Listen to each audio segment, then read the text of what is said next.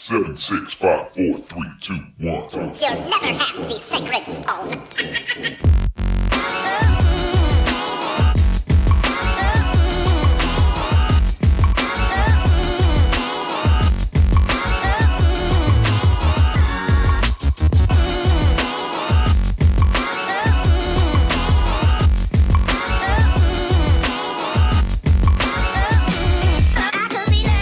And welcome into another edition of the Vegas Squares podcast. It is post-Masters week, and we are here to recap that as well as previewing the next tournament. It's always kind of weird. I got Tony Johnson in studio. Tony, it's just kind of weird, like so much build-up and climax to the Masters, and then it's like almost like, oh yeah, they're going to play this week too. It's the calm after the storm, not just before. I think everyone feels pretty much the exact same way, including the players, which is nice to play a tournament like this, which is always really low-key and pretty chill and kind of an interesting short course. So, yeah, I think everyone honestly feels this, and some players really like this event right afterwards, and other players really distinctly avoid the event for all of the reasons pretty much said. Just for like you said, like fatigue. Yes. And just the build-up, and you question somebody like Francesco Molinari. Is he going to play this? It is week? weird how he's in this field. Yeah, I mean, this field is really good this week compared to what it usually is. Yeah, Harbour Town it's Harbour Town, right? Exactly. Yeah, in South Carolina is usually they kind of take it easy. You get a couple of guys here and there, but nothing. The RBC Heritage, nothing quite like this. Fleetwood, Spieth, Cantlay, who's not a big name, but he had a big Masters. He certainly counts, absolutly. Xander Schauffele, DeChambeau, guys like DJ and like Molinari, the aforementioned. Yeah. So it's definitely going to give you some names. One of Token's favorites, Charlie Hoffman. Token decided to oversleep or sleep in for this podcast, so rest in peace. He didn't even know what day it was. He woke up, he's like, I don't even know what day. Hope he gets to work on time. As of this recording, he still has 7 hours to get to work. So fair enough. So, all right, well, let's thank the sponsors, 12-Ounce Sports Radio, of course, as always, Vegas Puckline Apparel, and ChaiPoker.com and Eric on the Web Productions. Speaking of Vegas, how about the Knights? Looking good so far.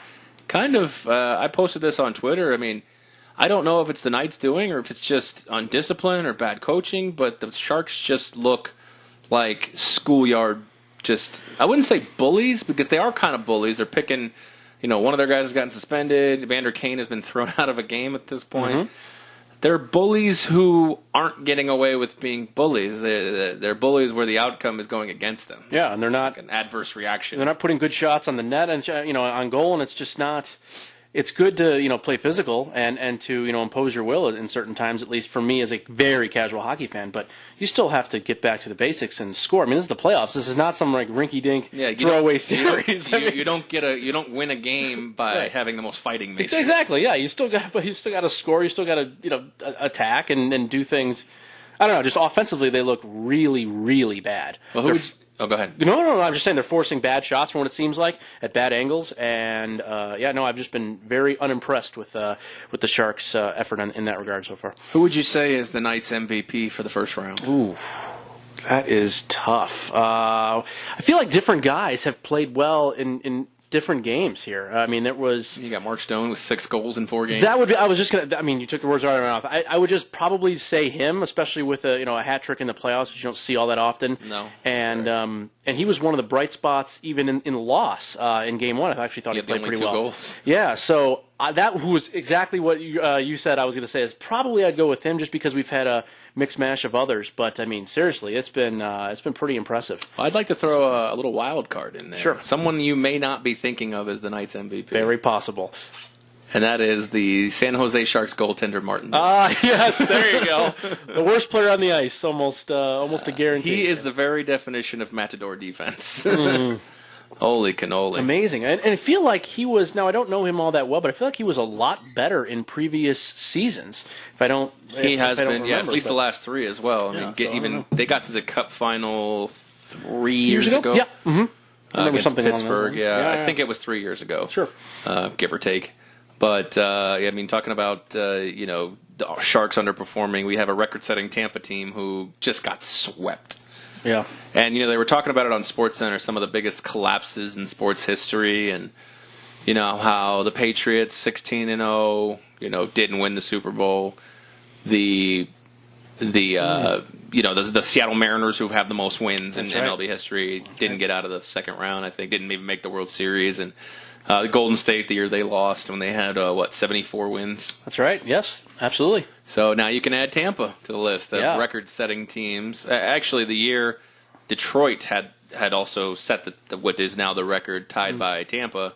They lost, but in the conference final. Right. So at least they got it out of. It's not even like they didn't get out of the first round. Yeah, okay, shit happens, but they got fucking swept. I think everyone is in shock. And the thing is the first period they went up 3-0 in game one. Yeah. And everybody's like, all right, Columbus, pick up your parting gift at the door.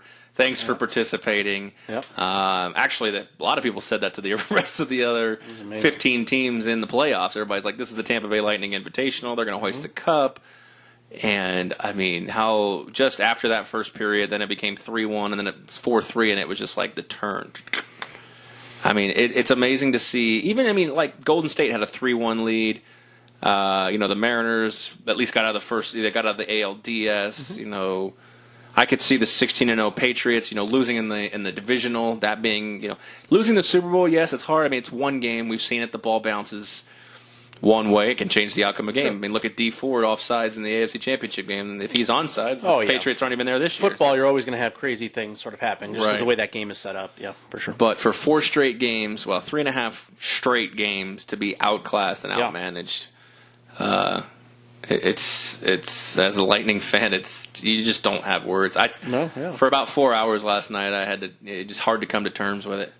So, anyways, this is the Golf Podcast, so enough about hockey. I just, wanted to, that one listener that lives in here in Vegas, we wanted to give him some love. All right, Masters talk. Early start, thumbs up, thumbs down. I know that they didn't really have a choice, but made for a kind of I don't want to say disappointing, because it's Tiger, and, he is a lot of things to golf, whether you agree or disagree, or whether you can't stand the guy because of what happened. But let's just go back to, what they had to do. Would you have been more preferred? Is that the right way to say that? Would you have preferred more that they moved it to Monday instead of doing what they did? No, I think the moving up on Sunday is the right move. Obviously it threw a wrench into a lot of people's plans, and especially for, unfortunately, the West Coasters, which and sometimes gamblers, which sometimes I know we get forgotten out here on this side of the country. That it was really, really difficult to be able to enjoy the full round. We were fortunate that we kind of planned it in our schedule at least a little bit to kind of be ready to go. Yeah, we planned for 8, and by the time I turned on the TV, they were on 7th hole. Yeah, because they moved it up even more. From the original. I didn't even realize that's how that happened. Yeah, because the storm, I guess, was going to come in a little bit earlier, so they actually jumped it even earlier and just didn't change the TV time. Yeah, because you and Token were planning to be at my place at 8 o'clock. Right. And at 8:05, I turned on the TV, and I'm like, oh, shit. So I text you guys, y'all better hurry. I think they're making the turn soon. It was amazing. Yeah, they're supposed to tee off at 7 a.m. our time, Pacific time, the leaders, and they ended up, I don't know, it was about 30 minutes before that. So, it was really strange how it all went down. But for shame. We're people, too, out here in the West Coast. It was. It was a little bit of a unfortunate circumstance there. But I do think that a Monday finish, when you have a lot of people that are obviously going back to work, and it just sort of kills kind of the finale of what is one of the most important. At least get it in on Sunday and give people a chance. I think so. I think it's the right move, and kudos to the tournament committee to really stay on top of this and get it in. It was pretty bad from what I saw, 3-4 o'clock out there. I was looking at the storm Doppler online. It was bad. So absolutely. They did a good job. There's a whole different series of ways we can go with this. The Masters was a lot of things to a lot of people. Obviously, it is a culmination of a decade for Tiger, and a revelation for me. You're not the biggest Tiger Woods fan. No, I haven't been for many, many years. Even before the personal incidents, I've just never been a big fan of his. There's a couple of reasons for it. Number one, it's course conduct. That's exactly it. That's number one is course conduct. So I'm I'm kind of an old school proprietor of the game, and while I like some of the new rules and new things that is going on with the game, I'm not saying I'm all old for everything. I do think there's a way you need to conduct yourself on the course. I think all the club throwing and just crazy cursing is just completely unnecessary, and I don't think it's good for the game in the long haul, especially with a player, of his magnitude and force in this game, where a lot of the things that are going to be replicated that he does, and I just don't think it's good for the game in the long run. And the second thing, really, is I've enjoyed a lot of these up-and-coming young players. Now, maybe not so young, 10, 15 years ago, but a lot of the players through that time, and certainly now in this time, I really enjoy. I think there's a lot of really good dudes, and I want to see these guys perform and flourish and have the spotlight the way I think they deserve. So I think Woods sort of takes away from that, and I like a lot of these other young players. So those are my two main reasons. It's not that I'm a hater per se. I prefer the other players. Now, Woods takes that away, obviously, unintentionally. I mean, he carries the draw because of who he is/was and what he brought to golf and who he brings to golf, which is the casual fan. But you got to think that these guys who still remain competitive, I mean, take your pick of the list, Spieth, Molinari, McIlroy, DJ, Ricky, etc. I can go down for days on the list, and even guys that you could name that the casual golf fan won't, may not even know. But he also, in a positive way, brings these large purses. It seems. I mean, the Masters purse was the biggest one ever. According to one of the sites I saw on the internet. I mean, he didn't, Tiger didn't play last year. I don't know what the purse was. I didn't compare it year over year, but I mean, sponsors are lining up to be a part of this thing, even though, back in 2008 or 2009, they were, pulling themselves one by one. It's just hard to really. I get your point on the course conduct, and you look about, over that, 97 to 08, what is that, 11 years? You play 4 majors a year, there's 44. He only won 14 of those. So other people won majors while he was in his reign of dominance. He did win tournaments as well. Definitely. But, I mean, it's hard to say that other people weren't a factor back in those days. And, of course, now when he went out of, I would say effectively 6 years, give or take, he was pretty much an afterthought. Mm-hmm. But you could see it. The interest in golf sank. I mean, I went to a few golf tournaments where, I just on a rough estimate, I could probably say it was in the hundreds versus the thousands. So, I mean, there's the give and take of what he provides to the sport and what he doesn't provide when he's not around. Yes, it's not as great as it was in the early 2010s. The last 3 or 4 years, ratings have been way up. Probably a really huge reason for that is Jordan Spieth's rise, who seems to have a very strong popular following. And the last year and a half that he's sort of struggled a little bit, I think, has certainly hurt the game. But, yeah, I mean, I agree with you to an extent, although many tournaments in the last few years have had record gatherings with Tiger or with or without him in the field. There's a lot of new events that have done really, really well. They've kind of gone out with the old and in with the new with a lot of events. Location-wise, you mean? Yes, location-wise. That's fair. I mean, that's courses. just fresh blood. Sure, I understand. But, I mean, I think the tour is really, really smart and really understands where where their fan base is strongest and where they can make the most, whether it's make the most money or at least have the largest, gathering. Sure, but at the same time, when we got to a point where, I mean, I know just being in the Orlando area, the Golf Channel was being discussed as being cut off the air due to just advertising, lack of advertising interest and things like that. Just because I had a lot of friends in different media spots, and the Golf Channel at one point was even being discussed as, and I don't know, and it's not a full Tiger effect, but I mean, he matters. And I don't want to necessarily make this a race issue, but what if a guy like Tony Finau has a meteoric rise like Tiger Woods? Do you think that could kind of continue the trend? I don't know what his actual nationality is. I mean, is he black or is he... No, he's a Samoan descent. Okay. Mm-hmm. Well, maybe it's just more of the skin color. Maybe. Sure. It could have an effect. And if Tony Finau could be on the rise, he could bring Pacific Islands into a golf interest as well, maybe even like Hawaii and stuff like that.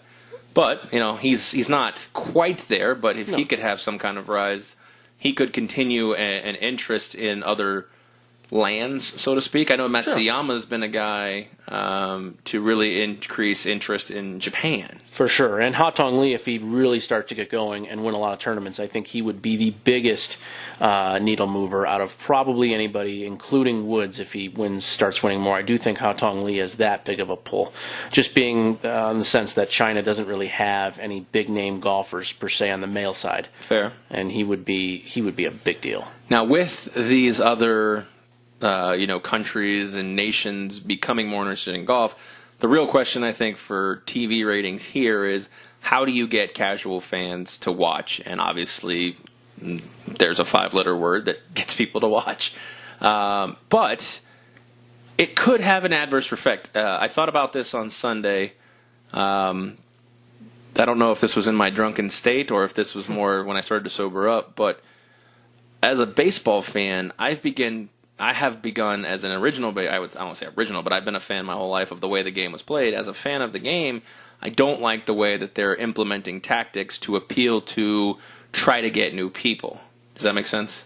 In baseball, I'm afraid that the more casual eyeballs that gravitate to golf, they're just going to want to change things they don't like to appease this fan base that'll go away when Tiger quits playing. Yeah, I think... Does that make sense? It does, and I think they're just two very different sports. So I think baseball is going to always be more for the masses, and golf will not be.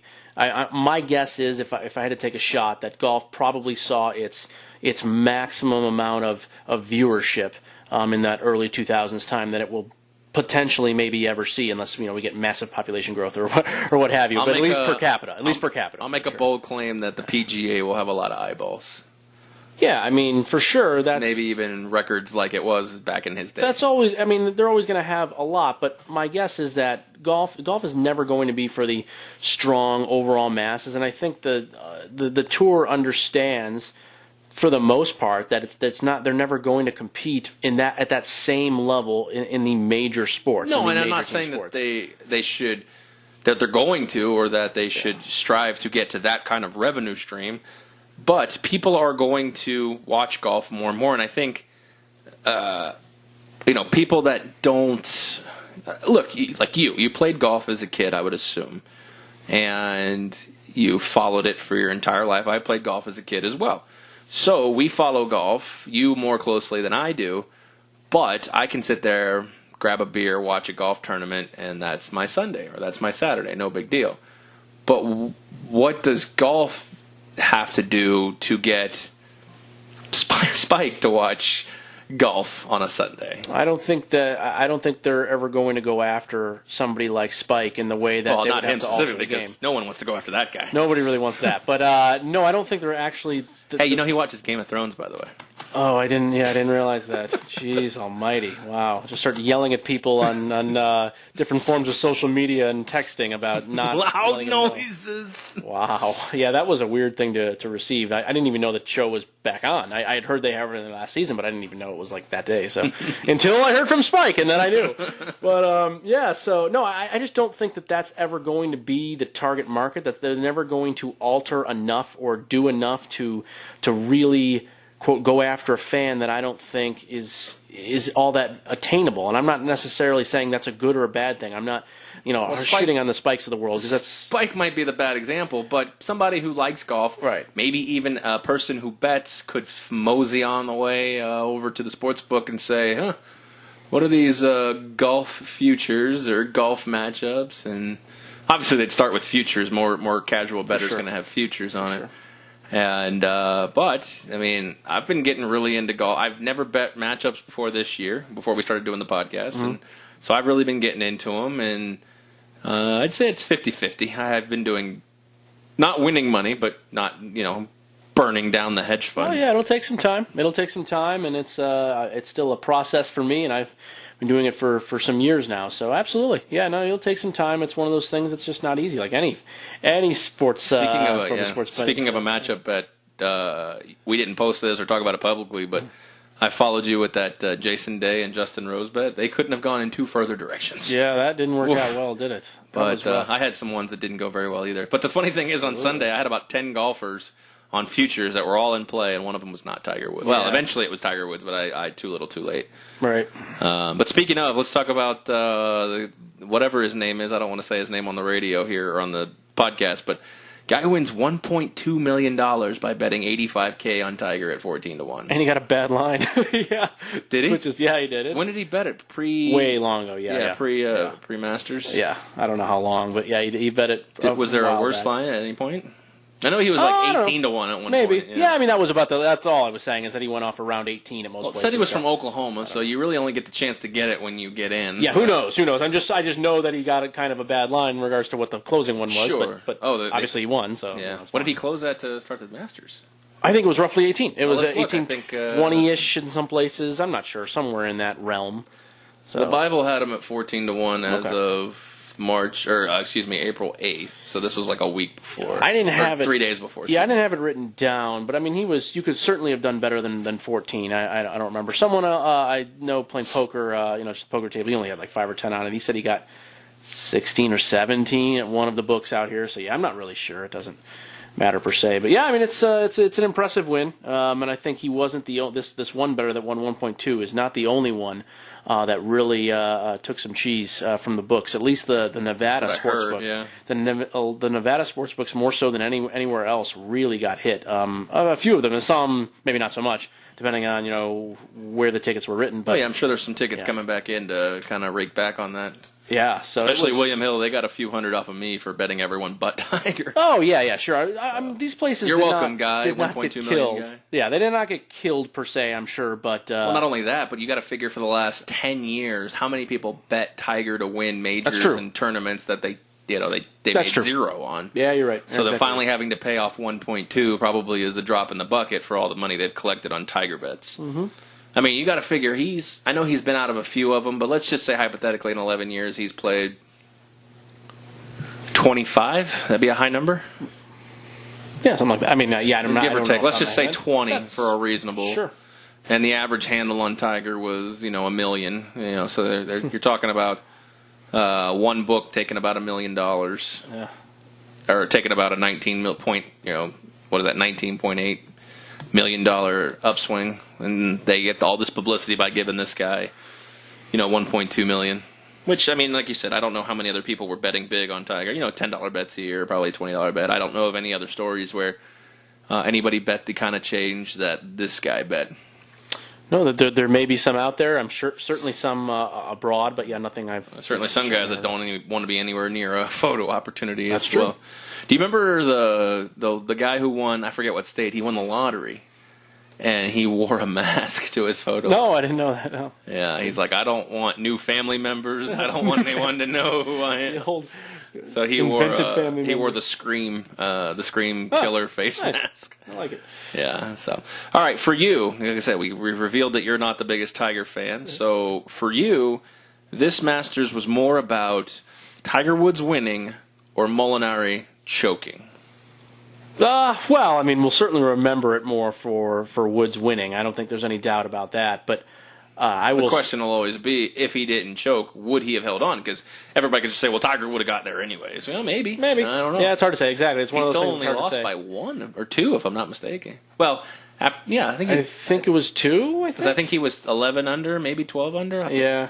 I think look at the final stats, but yeah. Putting 2 balls in the water on the back 9 in separate holes is cause for, you can hit one bad shot, and put one in the water. I get it. I wouldn't necessarily call that choking, per se. Sometimes you just make a bad shot, but two in the water, especially one which was not all that difficult of a shot. Yeah, the 12th hole is always sort of an uncomfortable tee shot, but I know the one on whatever it was, 14 or 15 or 15, yeah. 15, yeah. On that scoring hole, too. That's an inexcusable one. So I do feel that it did get to him at that point, especially at the point on 15. He was now no longer the leader, or at least he was, in a log jam somewhere, and he didn't look all that comfortable. He didn't look all that comfortable the entire day. Now, while he was still making pars, for most of the front 9. I know he only had 1 bogey and 1 birdie in the front. He had left a lot of his birdie putts, which were in pretty good position, just short.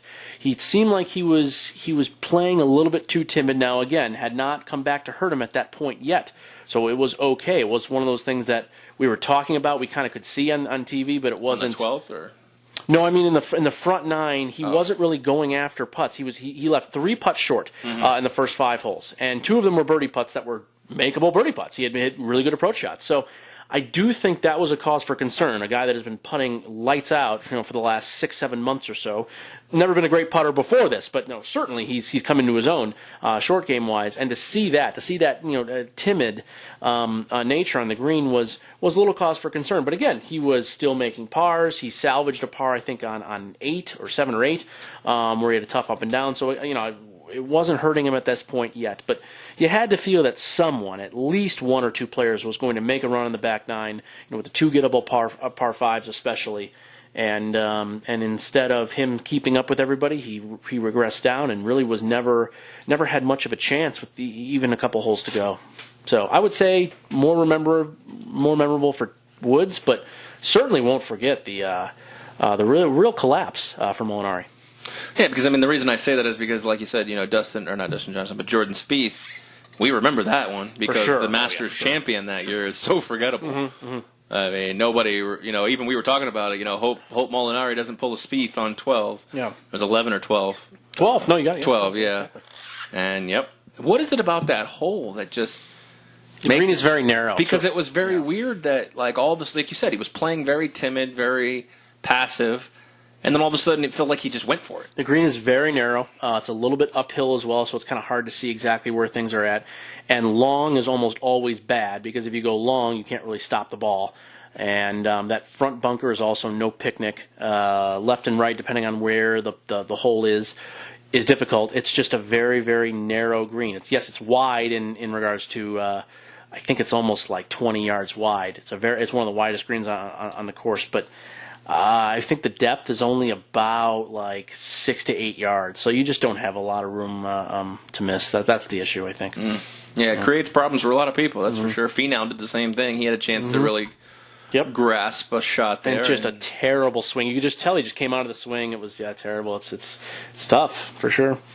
So, let's talk about Tiger. I know we've been talking about him for a little bit, but going forward, William Hill has a prop bet that Tiger at -300 will win exactly 1 major, 5-1 to win 2, 20-1 to win 3, and 125-1 to win 4. The Grand Slam. Well, the 125 sounds really bad because I feel like you could just bet him every single one and roll it over. Because he's going to be 10-ish to 1.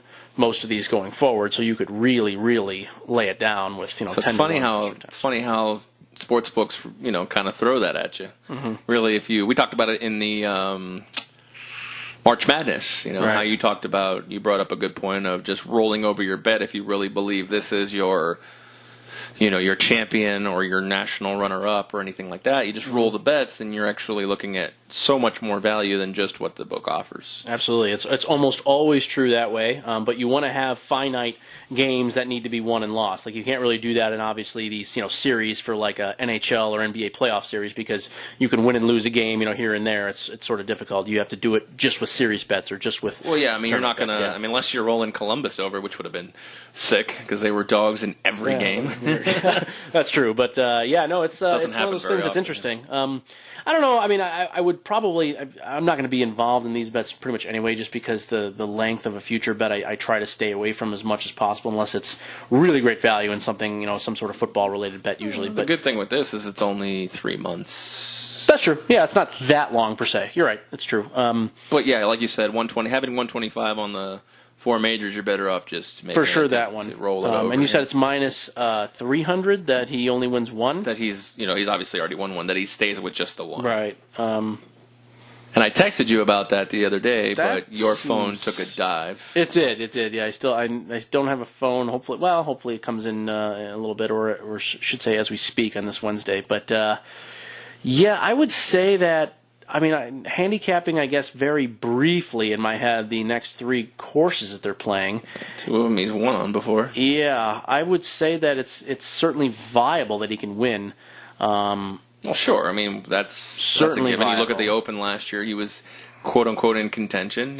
He's been, I think they said he's over his last 3 majors, he's a combined like 32 under. Yeah, no, he has played well in the majors recently too. Besides this win, if we didn't even take away this win, he's actually played well in the majors recently. So yeah, I mean, I'm not sure that there's like great value there, but that's probably the one that, because it's hard to win. I mean, it's just hard to win a tournament. It's hard to win a major. So minus 300 seems decent. I don't know what to do with Royal Portrush, where the British will be, because I don't know the course at all. But yeah, I mean, it just seems like that would be the best option. Otherwise, if you really think he's going to win more, I would just start betting futures again. I would guess, because I don't think he's going to really ever get below 10-1 in anything. There's just too many great players out there nowadays. So that would be my take. If you firmly believe, and again, I have no opinion either way necessarily. If you firmly believe he's going to win at least one more this year, I would probably just start betting them in the regular future market. I would guess you'll be able to do better that way, but I'm not really sure. I haven't analyzed it yet.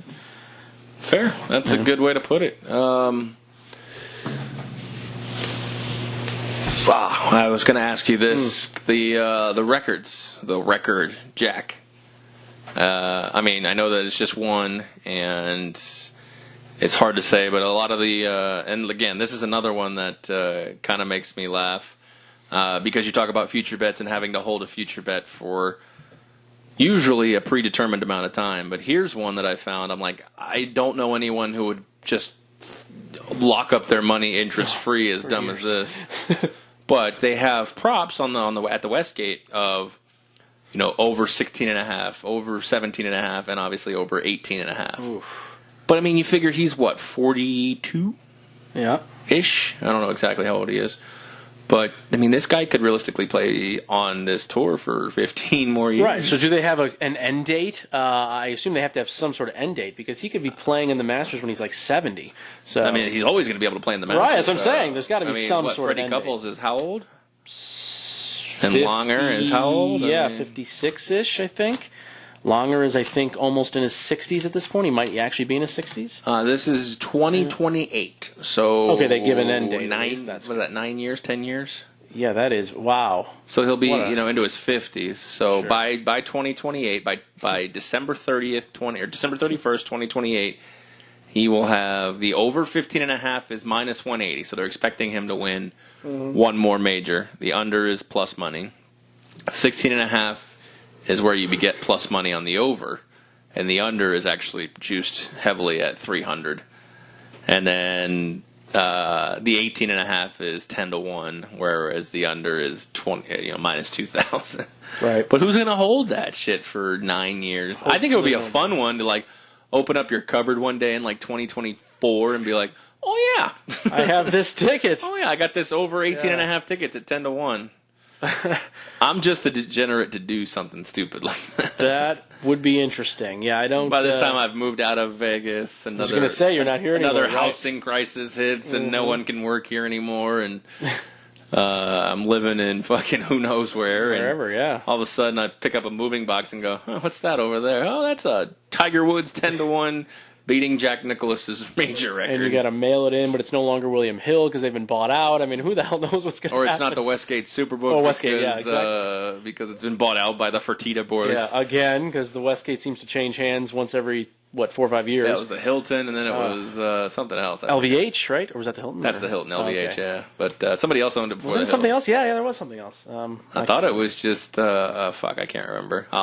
This is the third entry I remember. I can remember, yes, that is current Westgate, but there was 2 others in Hilton, so yeah, I have no idea. But yeah, exactly. You want to go in on a 10-year bet? No, I do not. I certainly don't. I mean, the lines... The International is what it was. International, got it. Yeah. No, it certainly sounds about right. I mean, those odds seem about correct. There's nothing I don't think really you can get at there. Certainly, it's very viable that he wins another one. I would say, more than one is probably not as likely getting later in years, and certainly I think he'll, not to say that there's a definite, injury, going forward. But again, as you just get older, your body's going to break down, whether you've had issues in the past or not. We've seen it with golfers that have been almost entirely healthy throughout the years, guys like Ernie Els, that have really broken down the last few years and just BJ's another one. BJ's good. Great example. I always want to root for the guy. I mean, he's just so not in contention. But yeah, and again, his body has really started to break down. And you watch him on the tour, whether he's playing on a PGA event or the Champions Tour, he's got these 2 braces on his body, and you can tell his swing is not nearly the same. He doesn't rotate as much. It's just difficult. Yeah, so that would be my guess. I think those odds are about right. I don't know. Funny thing is with all those old guys you're talking about, if you would have bet every single one of them to miss the cut, you'd have come out pretty fucking rich. The only one that hit it was Longer. Yeah. You're right. He was the only one that made the cut. That's right. Yeah, that was surprising. And he was the favorite. Couples had such a poor tournament. That's very rare for him. I think he was +8 or something like that. Very rare. Mm-hmm. Yeah, especially, he may just be at this point getting up in the age where even those first 2 rounds are just too much. He's had a subpar Champions Tour season so far, so maybe that played into it a little bit.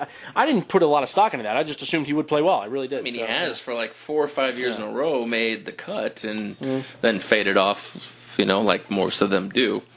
But yeah, if you would have taken every single one of them to miss the cut, you would have been in good shape, I guess you could say, depending on how much you bet in your units. But not betting-wise, is Jack's record back in play?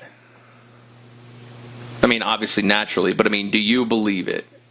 Because, like you said, you talk so much about these up-and-coming guys, or, you got DJ, you got Spieth, you got Ricky, blah, blah, blah. You can go on for days. Justin Thomas is another one who doesn't get the pub of the other guys, but still within the circles is widely recognized as dangerous and able to take over a tournament at any time. I think Xander will probably be in the top 2 or 3 by either season's end or early next year. Yeah, he plays pretty good golf too. Yeah. But Koepka's another one. How do you very much so? How do you grade how do you grade the chances if you had to put just say a percentage on it of him? Let's just say he plays until 2030. That makes him like 54, 55. How do you grade his chances on getting there? The majors this year seem like a really good shot because they're in Pebble Beach and Bethpage, but that's not going to be the case most years, Torrey Pines, he used to be pretty good at, maybe not so much anymore. Olympia might come back, things like this. You never know what could be coming back. I have to look at the courses. I don't know how far in advance they schedule that. Some, 2 or 3 plus years in advance, so... Yeah, it's tough to say. I would... obviously we know Augusta, but... I would err on the side of him probably not surpassing, potentially a tie, if you just include professional majors. I would err on the side of no, and or a tie at best, just because of, while a course may fit him very well, which certainly there I think are 1 or 2 here upcoming, it's just difficult to put it all together at that age and to get into a spot where you can actually outright win a major in these days, as you've mentioned, all of these players and even some others that we haven't even talked about that are certainly on the cusp, I think, of being great. So, yeah, I would say no, but wouldn't be a terrible shock either way. You haven't made a lot of money long-term, betting against Tiger from his, rookie season on. That's something you probably shouldn't do for the most part, just because he's been capable of so much great golf throughout the years. So, yeah, I don't know. I would still say no, but tough to say. Interesting. 2022, the PGA is at Trump National in Bedminster, New Jersey. Wonder if he gets reelected. How's that going to work? I guess it just works, but... I played at a Trump course in Northern Virginia as well, so yes, I've been on 2 now. Are they nice? Overdone. It's what you would think it would be. If, knowing that guy, it's exactly what you would think. Too many waterfalls in certain spots. It's just gaudy, kind of. Yeah, courses are fine enough. Hey, look, I like the guy, but I get it. I get what you're talking about. Yeah, exactly, and too difficult. So the one in Northern Virginia is too difficult. Just undulating greens. Next year, TPC Harding in San Francisco. That used to be Harding Park, the famous Harding Park that's been around forever. The TPC bought it out. Winged Foot. I feel like that's a name that Tiger has Done well. Upstate New York, or at least New York area. Mamaroneck. Kiowa Island, that's one of my favorite courses. I never played it, but we walked it. And, cool course. Yeah, I've never been out there either, but really cool course. Torrey Pines in 2021. Okay. Oak Hill. That was a site of a major at one point. Oak Hill is very, that's very a tough difficult. one, right? Oak Hill is very difficult. I think outside somebody won Pittsburgh. at like -1 or something. Yeah, it's outside of Pittsburgh. That course is awesome. That's just old school awesomeness right there. Pinehurst in 24. I don't like what they've done with Pinehurst at all. They've just made it a beach, and I'm not a fan of the change they've made on number 2. At Pinehurst, I have been to the driving range there. Well, it's a huge property, obviously, with the 7 courses where they have. Are you sure it was Oak Hill and not Oakmont? Oh, Oakmont. Oh, Yeah. yes. Oh, you're right. I don't know Oak Hill. Okay. I actually don't know. Actually, Oak Hill's in New York. I have no idea. I've I never do heard not that know one. Oak Hill. I'm sorry, you're right. It's I remember Oakmont. Oakmont was You're a right. tough one, yeah. Yeah, that's the one outside of Pittsburgh. He gets Pebble Beach in 2027 when he's like 50. The Olympic in San Francisco when he's like 51. And it's amazing how they've got this so far back. I mean, you get to 2028 and all of a sudden we're in TBDs. But, I mean, they schedule that shit out. Is there just a rotation? How does that work? No, there's a process. There's bids and stuff? It's a process. There's a bidding thing with the USGA. I'm sure it's a lot of greasing of palms, who you know. There's a lot of courses that don't want to be involved, and there's a bunch that do for all sets of reasons. They go back to Shinnecock in 26. See how that goes. Yeah, sometimes there's convincing. The USGA wants to bring it back somewhere, and it was tough. Like Olympia Fields, it was tough to get it back to Olympia. And they were finally able to convince them to do so because the members weren't, the majority of them were not for it. So, yeah, it's interesting. What would be the reason that someone would not be for having this, celebration? So it's what happens to the course and the property. So there's usually a lot of repair that has to happen afterwards because you've had so many people and media. What's the dollar amount that you're receiving in that spot? Nothing? Well, I gotta imagine you're getting something. Getting a portion, yes. I think there's a portion of the proceeds. Again, I don't know how it all exactly works, but even because of that, and these places, some of these private clubs are not necessarily care about the almighty dollar. They're not really there to make money per se. At least not on that weekend. They're going to make it on guys who go, yeah, I'll go pay $600 to play Pebble Beach. Sure. But I mean, these are clubs like Olympia Fields is really, really like close knit and very difficult to even be. I think it's invitation only still, and it's just that collective group of people, whatever you want to call them per se, or whether you think this is good or bad for golf, and that's arguable on both sides. They don't care, about anybody else necessarily. So it's not really all about, the money or prestige or showing the course. They don't give a shit about that. It's they don't want to have to put in more money and time to fix the property and the course that they love. So I think there's a lot of elitism, with these types of things here and there. A lot of courses that are never want to be involved in this. And some of them because of space. You have to have, obviously, X amount of space to be able to house about, plus tens of thousands of people. Hotels, yeah. Yeah, exactly. So there's quite a few that will never even sniff the light of day. And other courses like Pine Valley that are not ever going to be involved just because that's, some of the great courses in the entire world that won't even. All right, fair enough. Let's put a bow on the Masters talk. We turn the page. And as we discussed, I don't know if it's just disheartening or what it is. It's just the exhale because you got to turn the page. It's the next leg of the tour, and it's the RBC Heritage. And we have, like you said, quite a field. We are at Harbor Town, which is one of my favorite courses to play on Tiger Woods' PlayStation. I've never been there. I've never seen the course. But it looks cool, at least in, what do you call that, pixelated form.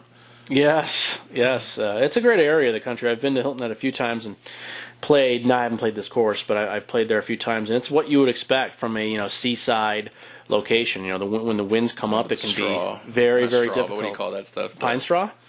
Not pine straw, but it's like mangrove, grass or whatever that gets, you get your ball in there, you might as well just kiss it goodbye. Yeah, there's some nasty spots. It's they call it the low country part of the state, where it's a lot of winding sort of fields and roads that seem to stretch for miles and then just kind of dead end into the sea. And it's a very odd area, in my opinion. I've never really embraced Hilton Head of the few times I went there. I mean, had some fun times, but it's not a classic, typical kind of beach destination area you go to. It's very low-key, very chill. I don't know, not a lot of chain type of places, whether it be a restaurant or like other types of activities like that. It's all kind of one-off mom-and-pop places. That's more in your Myrtle Beach area. Yeah, exactly. So, I mean, it's for whatever that is. It's something. But this course is interesting. I guess we'll get right into the course and what we can expect. That was my next question. From it. Yeah, I figured that's where you were going. So, what's your favorite part of the program? It is probably my favorite part of the program because I do like to talk about the courses. I like the course. Another Pete Dye design this week, which will, as always, require precision. But this is true precision here because green sizes only average about 3,700 square feet. So to put that in perspective, standard tour size is around 5,300 square feet. So much smaller. I think it's the second or third smallest batch of greens that we have on tour on the regular basis. So that's sort of interesting in its own right. And not only pinpoint second shot into greens, but also off the tee. Lots of tree-lined fairways here. It's interesting because you expect kind of beach style, on the sea golf to not, be as tree lined or as heavy with brush. But this type of area, this low country area, just is very, very fertile in regards to the ground and soil, so that they're able to grow quite a bit. And this course is really kind of fascinating, being right on the ocean, but certainly having a lot of trees there too. So accuracy off the tee. Now, missing fairways is not as inhibiting on a course like this because the rough is cut relatively short, and you are able to play in and around some of these trees because they're actually relatively bare in regards to amount of leaves that they have in them. So you can actually move the ball around some of the trees even if you miss the fairway here and there. Still have to be able to move the ball and still have to try to hit a small green. So it's not ideal to miss a fairway, of course, but it can be doable. It can be doable here. One other thing to note for driving the ball off the tee is that there are a lot of spots and a lot of holes where you can hit the fairway and seemingly be in a good position per se, but you're actually not because you got a couple of overhanging trees or the pin is off to the left as well, and you actually have to move the ball hard, right to left just to get it to the green.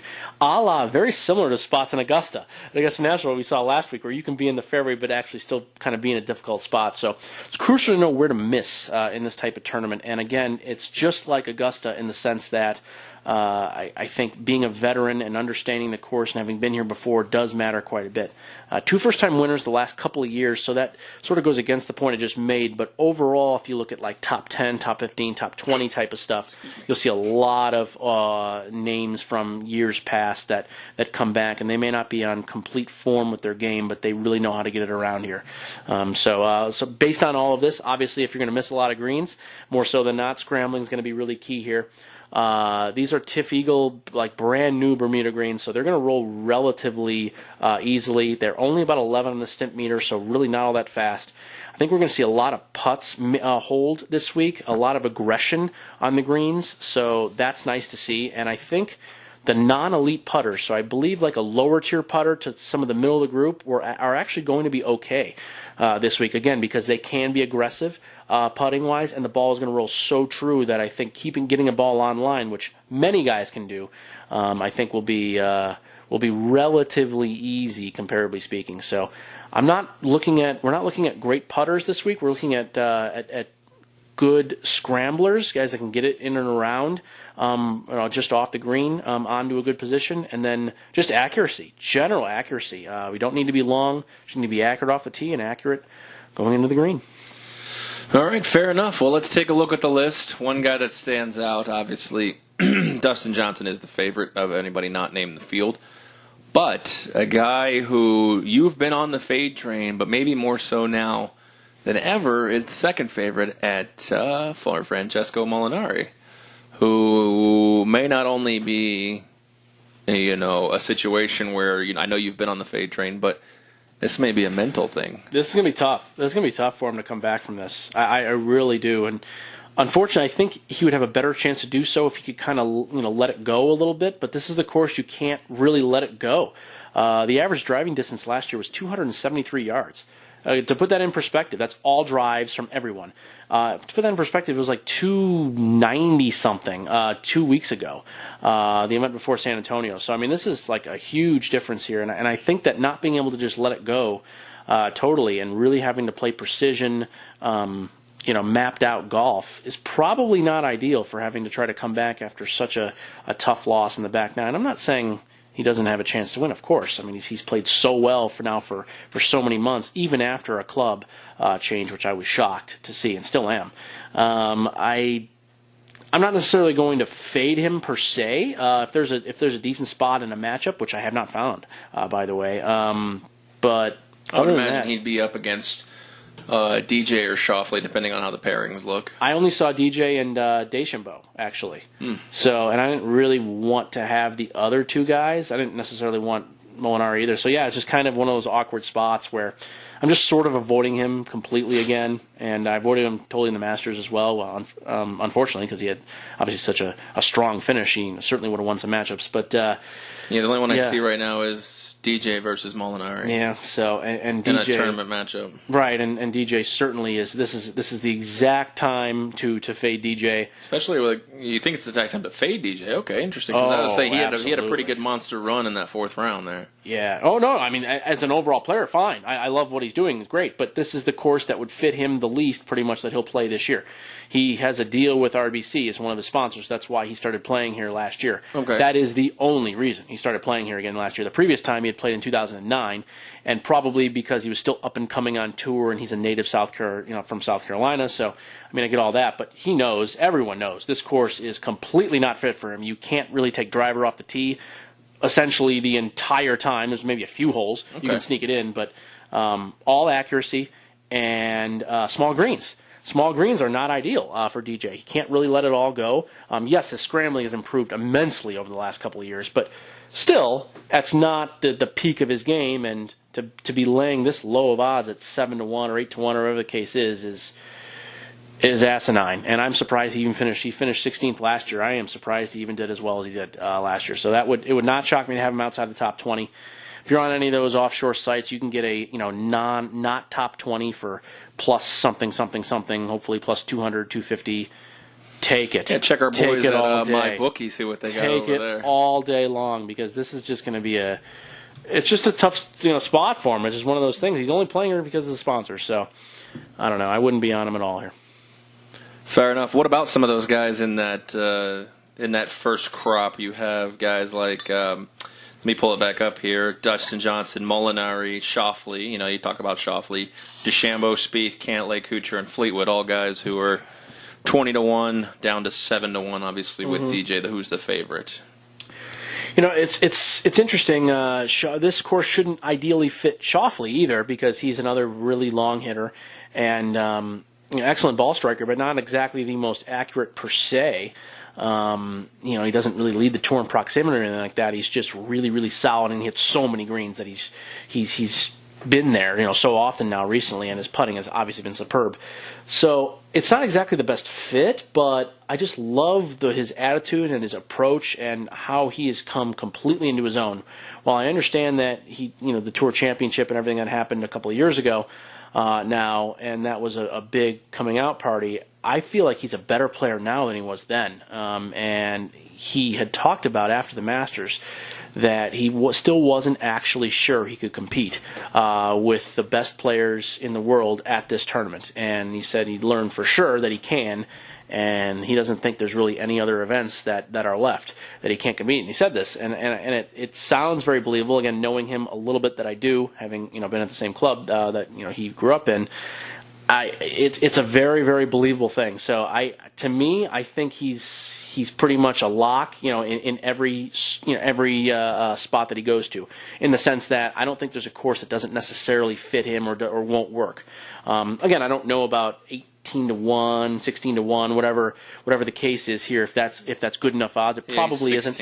It probably isn't. I would probably avoid it, at 16. But again, I wouldn't be surprised if he's up there towards the end. The only guys I can say for sure in this range are Webb Simpson and Matt Kuchar. I like. I don't know where Webb is on some of the other ones. I got him at 25 here, but Webb seems like a very, very viable candidate in this type of spot. He's never missed a cut here. He has 5 top 15 since 2010. And again, he comes in playing really, really strong again. Had one of the quietest top 5s you can pretty much have last week. He wasn't talked about or shown all that much, and still finished top 5 last week. So I do think that Webb is a great spot here. And Matt Kuchar, as always, super consistent, strong. 5 straight top 25s here in the last 5 years he's played with 1 win. He's only missed 2 cuts in 18 appearances in this tournament overall. It's a course that just fits in beautifully. Obviously, we know he's not a very long hitter, but he's super accurate off the tee and into the green, and his short game is excellent. So just a great spot, I think, with Kuchar here. Certainly, if you can get anything in the 25-ish to 1 range, I think is solid. And don't forget about Kevin Kisner in the 25-1 spot as well. Another stellar record, 2 top 10s, another 11th, South Carolina native as well, and playing on his favorite Bermuda grass. It's a guy you don't want to count out. So those are 3 guys in the early parts that I think are certainly viable bets. So I'm looking on a couple of the offshore sites. We were talking about the Tiger Woods majors. Sportsbook AG has exactly 1 at minus 350, 2 at plus 250, 3 at plus 1200, and 4 at 50-1. Oh, so even there, it's just like, ugh. That's very, very, very, very bad. But what I wanted to ask really is, where do you find the actual no top 20s? Because I've looked at 3 different websites. Probably not for this tournament. If you don't see them, then they're probably not here. I don't know. I just wasn't sure what offshores are going to have those type of props in non-majors or non-big tournaments. Okay, so. I was just curious because I was looking. I was like, well, maybe there's somewhere you can find that. Yeah, that is why I prefaced by saying if, because I don't know. I don't know if they are available. I only use 1 or 2 offshores myself, and they do not have it for this type of tournament. They would not have a no on that. So yeah, no, it's a great question. I don't know of one. I don't know of one that there would be. That I'm just saying, if you happen to have one, if you're on one of the sites that do, I think it's a great spot here with DJ. But I certainly wouldn't be betting on him to make the top 20. For the yes at minus, that's going to be a fave at minus whatever it is. I certainly wouldn't want to have that bet. I think it was 300 or something. Oh my goodness! I'll have to look at it real quick here. It might not even be that high. Top 20. Come on, click it over. Yeah, it's 7-1. I wouldn't be shocked if it is like that. Yeah, that's minus 330. Yeah. Wow. Yeah, that's no good. So let's look at the middle of the pack. We always like to look at it about anything over 20-1 to, let's say, about 50-1 here. Right. So that takes you in the William Hill categories of Webb Simpson all the way down to Luke Donald. Gotcha. Yeah, I named a few of those guys already. I wasn't sure where exactly our cutoffs were, but for me, I see 2 guys that make some sense here. I know I've been betting him a lot recently, but it's tough to say no at 50-1. I see Cameron Smith here at 50-1, and that might only be one book though. I know he might be in the 40 to 45 range more so, but Cameron Smith is a guy that, again, not ideally maybe the best fit for this course when you think about how what his game is, but he is 3 for 3 here in regards to making the cut. 69.4 scoring average. And has done extremely well with getting the ball up and down. His scrambling percentage in these 3 years has been 3rd overall with all golfers that have played 3 straight years here. So not surprising Matt Kuchar leads that category. But yeah, I mean, this is just it's interesting that a course like this, even with an aggressive ball striker like Cameron Smith, he still plays well. He still finds a way here, and that's because he's got a great head on his shoulders. He's a really smart player, and he can get around any course that he needs to. He's not firing on all cylinders yet. I totally grant you that.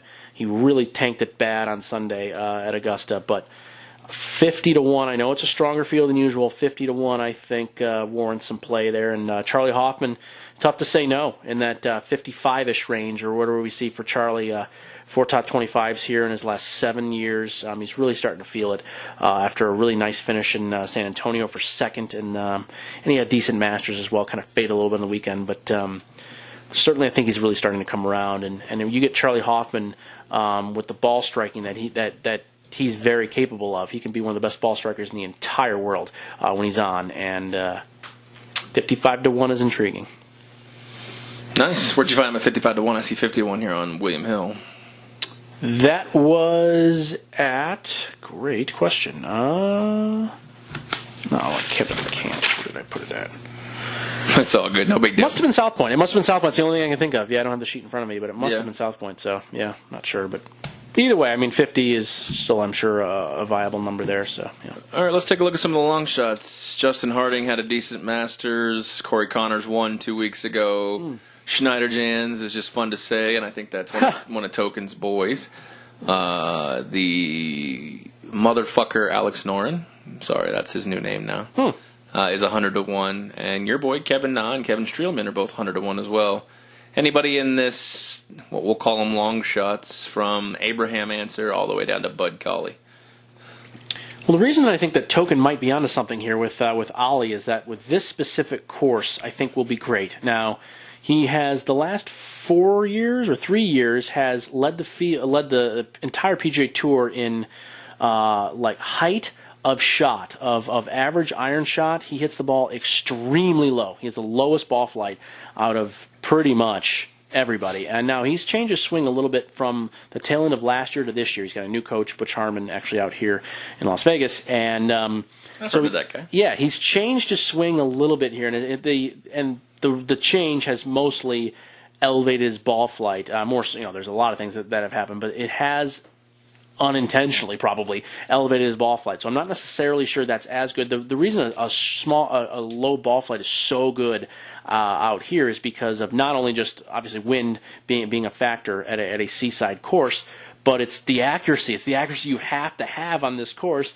both off the tee and into the green, and there's not a lot of forced carries, forced shots over spots, so you can actually run a ball or take it really, really low into a lot of these greens. So he's had a really nice record here, I think mostly because of the fit. The fit is so good. So that's something interesting. Like, he shouldn't be 90-1 or whatever the case is. He should be probably 75. 75. Okay, wow. Yeah, he should be well into the hundreds, just taking into account the field and everything that there is. But I think he's been manually moved low because the odds makers understand better than everybody that the fit and the way his game shapes up is really, really good for this course. He's got some really nice results as well. So I do think it's intriguing. 75, again, may not be high enough, but if you can get somewhere into that 80 to 85, 90 range, I do think it makes more sense. And then, you talked about Kevin Streelman, a guy that has done great here. He's, again, perfect in making cuts all 6 times. He's made the cut here. He had a top 10 last year and started to really play well as well. He top 5 in San Antonio in his last time out 2 weeks ago, and is starting to find his game, I think, as the year kind of gets into that middle focal point that we all look forward to. And Daniel Berger is the last guy I'll mention, just because I think of the way the course is, accuracy being in a premium, Bermuda grass. He's a straight Bermuda guy. All his wins on tour are on Bermuda, and 100-1 or whatever the case is, close enough on Daniel Berger, I think warrants some play. Right on. Any matchups so far? The ones you're looking at, ones you've bet?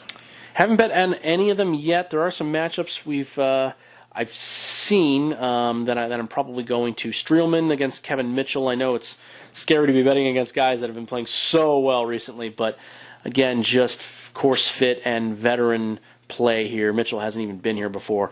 I do think Streelman is very viable, minus 105 at South Point. Charlie Hoffman over Graham McDowell. I know McDowell has actually done well. Again, the course obviously should fit him based on his low ball flight and short hitting.